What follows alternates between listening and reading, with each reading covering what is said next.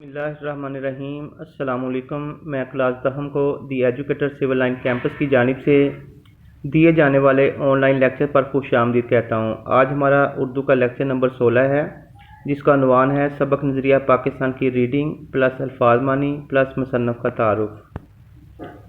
سبق نظریہ پاکستان کو ڈاکٹر غلام مصطفیٰ خان نے لکھا ہے، جو 1912 میں پیدا ہوئے اور انہوں نے 2005 میں وفات پائی۔ جبل پور میں پیدا ہوئے۔ 1928 میں انجمن اسلامیہ ہائی اسکول جبل پور سے 9ویں جماعت پاس کر کے علی گڑھ چلے گئے۔ علی گڑھ یونیورسٹی سے LLB یعنی قانون کی ڈگری حاصل کی، پھر MA اردو اور MA فارسی کی ڈگریاں حاصل کیں۔ 1947 میں PhD اردو کیا۔ ناگپور یونیورسٹی سے 1959 میں D.Litt کی ڈگری حاصل کی۔ عملی زندگی کا آغاز کنگ ایڈورڈ کالج امروتی سے بطور لیکچرار کیا۔ پاکستان بننے کے بعد اردو کالج کراچی سے وابستہ ہوئے۔ سندھ یونیورسٹی میں صدر شعبہ اردو کے طور پر خدمات انجام دیں۔ انہیں ستارہ امتیاز، نقوش ایوارڈ، اقبال ایوارڈ اور نشان سپاس ملا۔ انہوں نے مذہب، پاکستانیات، ادب، تصوف اور اخلاق جیسے موضوعات پر لکھا۔ ان کی تحریریں زیادہ تر معرب و مفرس ہوتی ہیں، یعنی باروب اور تفسیر والی۔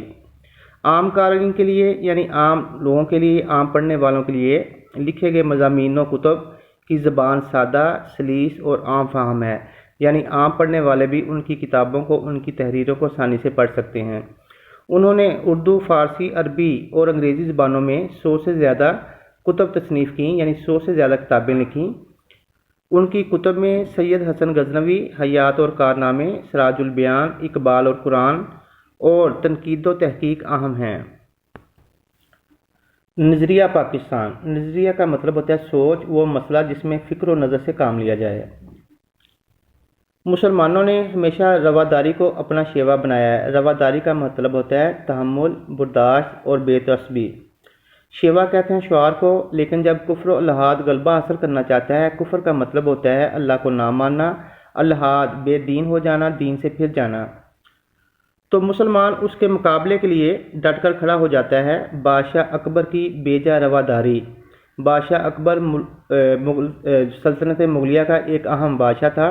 بیجا غلط رواداری، تحمل، برداشت اور ملک کی سیاست میں ہندوؤں کے دخل کی وجہ سے، یعنی ہندوؤں کی دخل اندازی کی وجہ سے ملک میں کافرانہ طور طریقے اس قدر رائج ہو گئے تھے، یعنی اس قدر رواج پا گئے تھے کہ مسلمانوں کی آزادی خود ان کے دینی معاملات میں بھی ختم ہوتی گئی۔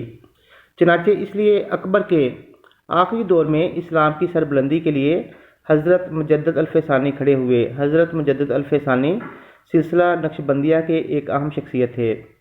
آپ نے جہانگیر کے زمانے میں محض یعنی صرف دین کی خاطر قید و بند کی سختیاں جھیلیں۔ قید و بند، قید اور پابندی، سختیاں جھیلیں، مصیبتیں اور تکلیفیں برداشت کیں، اور اسلامی اقدار کو نئے سرے سے فروغ دیا، یعنی جو اسلامی قدریں تھیں ان کو ترقی دی۔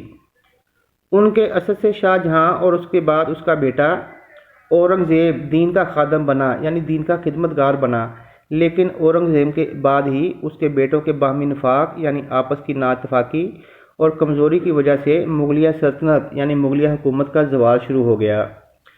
مرہٹوں اور ہندوؤں کے کئی گروہوں نے سر اٹھایا، یعنی انہوں نے بغاوت کر دی۔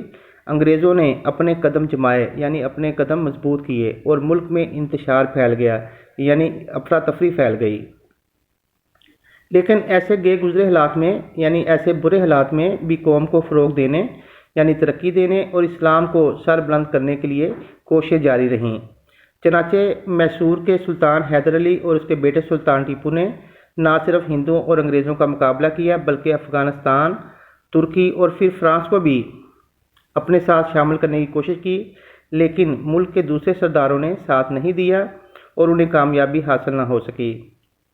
اسی زمانے میں شاہ ولی اللہ دہلوی ایک بہت ہی اہم محدث، حدیث اور عالم دین تھے، اور ان کے صاحبزادوں نے مسلمانوں کی اخلاقی اور معاشرتی برائیوں کو دور کرنے کے لیے ایک تحریک شروع کی، یعنی ایک جماعت شروع کی۔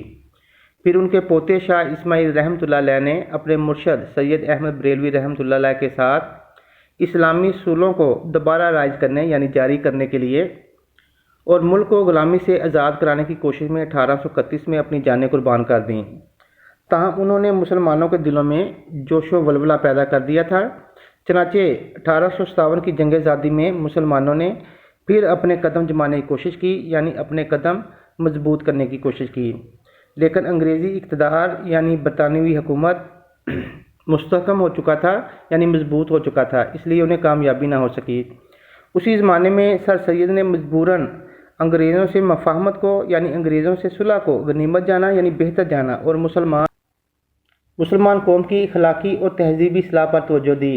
इखलाकी और तहजीबी इस्लाह यानी इखलाक और रहन सहन के तरीक़ों से मुतल्लक उनकी हमायत की या उनको बेहतर किया और उनके दिलों से एहसास कमतरी को दूर करने की कोशिश भी की। एहसास कमतरी, खुद को कमतर समझना। 1885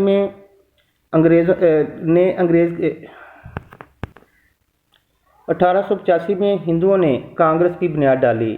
कांग्रेस हिंदुओं की एक सियासी जमात थी और ज़ाहिर ये किया कि वो मुल्क की तमाम कौमों को उनके हकूक़ दिलवाएंगे, लेकिन बाद में पता चला कि वो सिर्फ़ अपने हकूक़ का तहफ़्फ़ुज़ चाहते हैं, यानी अपने हकूक़ की हिफाजत चाहते हैं। उन्होंने मुसलमानों को उनके कारोबार से महरूम करने की कोशिश की और वो सरकारी मुलाजमतों पर भी काबिज़ हो गए, यानी उन्होंने सरकारी मुलाजमतों पर भी कब्ज़ा कर लिया। नीज़ उन्होंने मुसलमानों की मुश्तरका ज़बान उर्दू के मुकाबले में हिंदी को कायम कर दिया। सर सैयद ने मुसलमानों को हिंदुओं की कांग्रेस और उनकी सियासत से अलहदा करने की कोशिश की और उनके एक दोस्त मौलाना मोहम्मद कासिम रहमतुल्लाह अलैह ने देवबंद में मुसलमानों की दीनी तालीम की तरफ तवज्जो दी। फिर सर सैयद के एक रफ़ीक यानी साथी नवाब वक़ारुल मुल्क ने 1906 में कुल हिंद मुस्लिम लीग के नाम से मुसलमानों की एक अलग तंजीम की बुनियाद डाली, यानी एक अलग जमात की बुनियाद डाली। ये तंजीम ढाके में कायम हुई थी, जहाँ हिंदुओं ने साजिश करके मुसलमानों को ज़िक्र पहुँचाने के लिए यानी मुसलमानों को नुकसान पहुँचाने के लिए मशरक़ी बंगाल और शाम का वो सूबा जिसमें मुसलमानों की अक्सरियत थी यानी मुसलमान तादाद में ज़्यादा थे, ख़त्म करा दिया। 1911 में इसी इलाके को फिर बंगाल में शामिल कर दिया।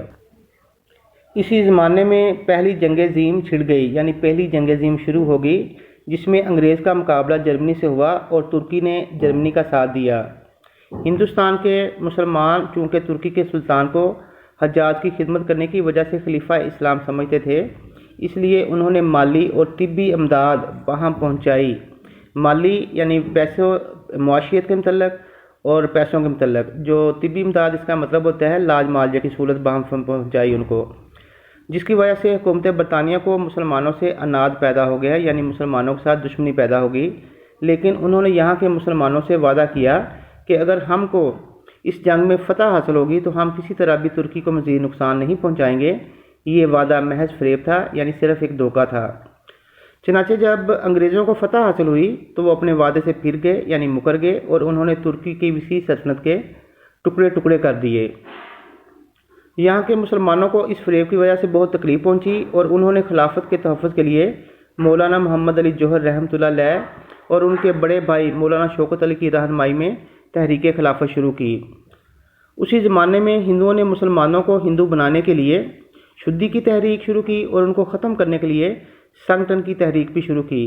फिर 1928 में कांग्रेस ने जो नेहरू रिपोर्ट शाया की, उसमें मुसलमानों के लिए अलहदा नुमाइंदगी का असूल जो वो 12 साल से पहले तस्लीम कर चुकी थी, बिल्कुल नज़रअंदाज कर दिया। फिर तो मुसलमानों में बड़ा जोश पैदा हुआ और उन्हें यकीन हो गया कि चूँकि उनका दीन, उनकी तहजीब यानी रस्म रिवाज, रहन सहन के तरीके और उनकी मुआशरत सब कुछ गैर मुस्लिमों से मुख्तलिफ है, इसलिए किसी हालत में हिंदुओं से तावन नहीं हो सकता। चनाचे 1930 में मुस्लिम लीग के इलाहाबाद के अजलास में इल्लामा इकबाल ने मुसलमानों के लिए एक अलहदा वतन पाकिस्तान बनाने की तजवीज़ पेश की। 4 साल के बाद जब कायद-ए-आज़म मोहम्मद अली जिन्ना ने मुस्लिम लीग की सदारत का मुस्तकिल तौर पर ओहदा कबूल किया तो उन्होंने इस तजवीज़ को अमली जामा पहनाने की कोशिश की। अमली जामा पहनाना यानी अमली शक्ल देना। आखिरकार 23 मार्च 1940 को उन्होंने लाहौर के इजलास में वाज़ेह तौर पर ऐलान कर दिया कि जिन इलाकों में मुसलमानों की अक्सरियत है यानी मुसलमान तादाद में ज़्यादा हैं, वहाँ एक आज़ाद मुस्लिम रियासत कायम की जाए। इस ऐलान को करारदाद पाकिस्तान कहते हैं, जिसकी रूह से मुसलमानों की आज़ादी और ख़ुद मुख्तार हुकूमत कायम करने का फ़ैसला हुआ।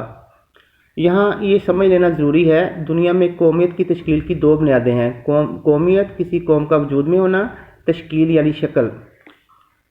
एक वो जो मगरबी मुफक्रीन ने कायम की है, دوسری وہ جو رسول مقبول صلی اللہ علیہ وآلہ وسلم کی قائم کی ہوئی ہے۔ اہل مغرب نے خاندانی، نسلی اور قبائلی بنیادوں میں ذرا وسعت پیدا کر کے یعنی ان کو بڑھا چڑھا کر قومیت کی بنیادیں جغرافیائی حدود پر استوار کیں یعنی قائم کیں اور کہا کہ قوم وطن سے بنتی ہے۔ اس نظریے کی وجہ سے دنیا کے انسانوں کے درمیان تباہی کا جو دروازہ کھلا وہ دو عالمی جنگوں کے ہونے سے بخوبی ظاہر ہے یعنی واضح ہے۔ یہ وطنی قومیت کی بنیاد پر لڑی گئی تھیں اور یہ وطنی قومیت جنوبی ایشیا کے مسلمانوں کو تحفظ دینے میں تو بالکل ہی ناکام تھی، کیونکہ جنوبی ایشیا کے مسلمان اس نظریے کے تحت ایک مجبور اقلیت بن جاتے، اقلیت تعداد میں کم ہونا۔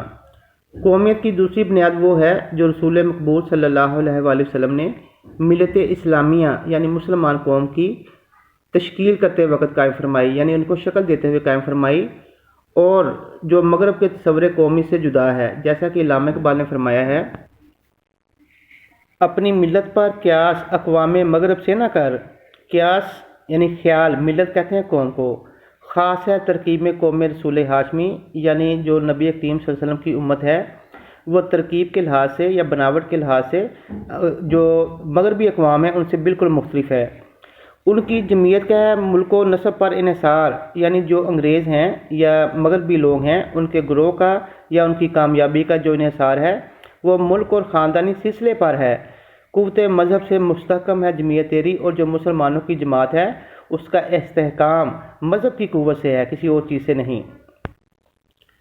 مسلمانوں کی قومیت یعنی مسلمان قوم ایک نظریاتی قومیت ہے، یعنی وہ ایک فکر اور سوچ کی قومیت ہے جو لا الہ الا اللہ پر قائم ہے، یعنی یہ کہ نسل، رنگ اور وطن کی بنیاد پر نہیں بلکہ ایک نظریے، ایک عقیدے، ایک کلمے کی بنیاد پر وجود میں آئی ہے، اور اس نظریاتی پہلو کو نمایاں کرنے کے لیے اسے ملت کہا گیا ہے، یعنی ایک قوم کہا گیا ہے۔ ایسی نظریاتی قومیت میں ہر نسل، ہر رنگ اور ہر جغرافیائی خطے یعنی علاقے کے لوگوں کے لیے جگہ ہوتی ہے، اور حقیقت یہ ہے کہ جنوبی ایشیا کے مسلمانوں کو، جن میں ہر نسل، ہر رنگ اور ہر مختلف جغرافیائی خطوں کے لوگ شامل تھے، ایک ایسی قوم کے ماتحت یعنی زیر سایہ اقلیت بن کر رہنا منظور نہ تھا۔ اقلیت بننا یعنی تعداد میں کم ہونا، جو اسلامی قومیت کے برعکس یعنی اس کے خلاف ذات پات، چھوت چھات اور بت پرستی کے بندروں میں جکڑی ہوئی تھی۔ چنانچہ انہوں نے اپنی جداگانہ قومیت یعنی الگ قومیت یعنی اسلامی قومیت کی بنیاد پر اپنے لیے ایک جدا وطن کا مطالبہ کیا، جس میں وہ اپنے عقیدے، اپنے نظریہ زندگی، اپنی طرز معاشرت یعنی رہن سہن کے طریقے کے مطابق زندگی بسر کر سکیں، اور ایک مسلمان کی حیثیت سے دور جدید کے چیلنج کا مقابلہ کر سکیں اور اپنے مستقبل کو سنوار سکیں یعنی بہتر کر سکیں۔ ہمیں اس بات کو بھی اچھی طرح ذہن نشین کر لینا چاہیے کہ نظریہ پاکستان میں اسلامی زندگی اور قدروں کا تصور بنیادی حیثیت رکھتا ہے۔ اخوت، بھائی چارہ، مساوات، برابری، عدل، انصاف، دیانتداری، ایمانداری، خدا ترسی، لوگوں پر رحم کھانا، انسانی ہمدردی اور عظمت کردار یعنی کردار کی عظمت کے بغیر نظریہ پاکستان کو فروغ نہیں ہو سکتا، یعنی نظریہ پاکستان رواج نہیں پا سکتا۔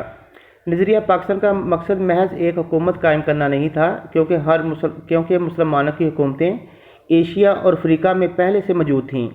نظریہ پاکستان کا مقصد اسلامی اصولوں کی ترویج و اشاعت یعنی اسلامی اصولوں کو رواج دینا اور ان کو آگے پھیلانا، اور اہل عالم یعنی پوری دنیا کے لوگوں کے لیے مثالی مملکت کا نمونہ فراہم کرنا ہے۔